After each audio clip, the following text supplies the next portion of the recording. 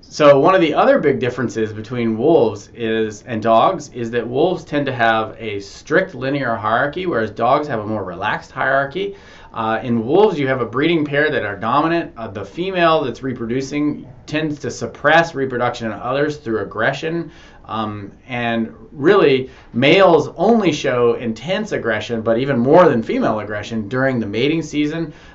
Interesting, male wolf testicles apparently increase in size during the mating season by several orders of magnitude. That's because it must be because they're creating high level of testosterone as they're trying to compete during that mating season window.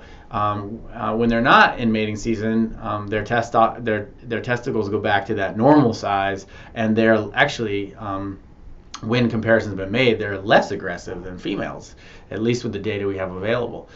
Dogs have a much more relaxed hierarchy. When people have studied feral dogs that don't have humans interfering in their social relationship, it seems that really the leader of a dog pack is an individual with the most affiliative relationships, not the one that is the biggest and strongest. There's no evidence for reproductive suppression. There's not one female who's trying to stop another female in the group breeding, and thus that's paired with the fact that dogs don't cooperatively breed.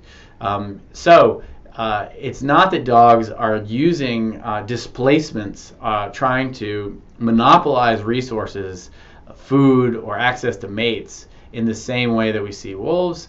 Things are much more relaxed based on the research that's been done so far looking at the social system of feral dogs.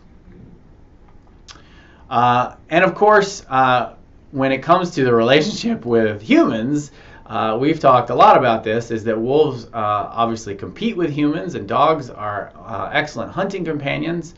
Wolves are often blamed for preying on human livestock, and obviously prehistorically directly competed with humans in Eurasia.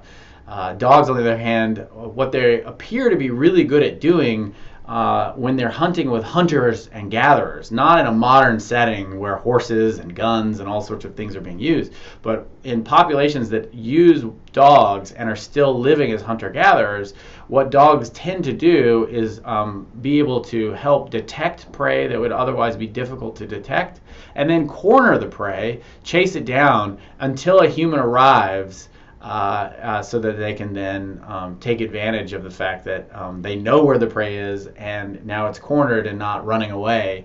And that seems to be what dogs are doing when they're helping hunter-gatherers hunt.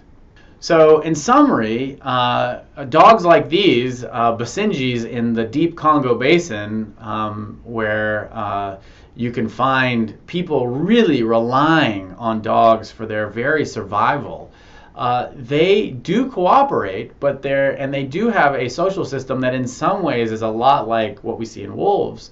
In many ways, it is absolutely different. There's no cooperative breeding. They are not helping one another raise offspring, males and females.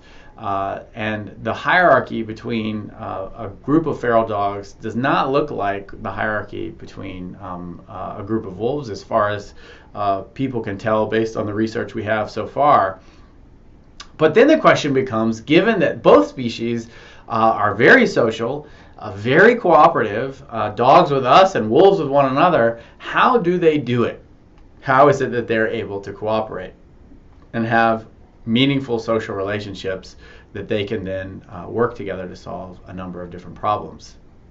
Well, the first thing to learn, the first thing that's really interesting is to learn that dogs have actually been tested for their ability to recognize one another. Because if you're going to be in a social group, the first thing you need to be able to do is have different relationships with individuals in your group. And it ends up, and it's no surprise to dog lovers everywhere, that dogs can recognize different individuals, and they can remember them for a very long time.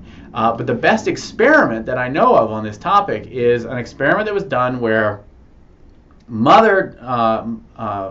mother dogs were reunited with their offspring 2 years later, but they were reunited as part of an experiment where the mother dog was allowed to either see or smell their offspring and another dog of the exact same breed, age, etc. And the question was, would they prefer to interact and approach the dog that was their offspring over another dog that looked identical otherwise? And the answer was that they could visually recognize them, but they could also recognize them based on their smell. Well, and offspring could do the same thing with their mothers. But the interesting thing was that siblings, dogs that were siblings of one another that had been separated as young puppies, when they were brought together after 2 years of separation, in the same way the mother and offspring were brought together, they were not able to recognize one another. Siblings could only recognize one another if they had been together with a sibling during those 2 years. Then they were able to recognize another sibling.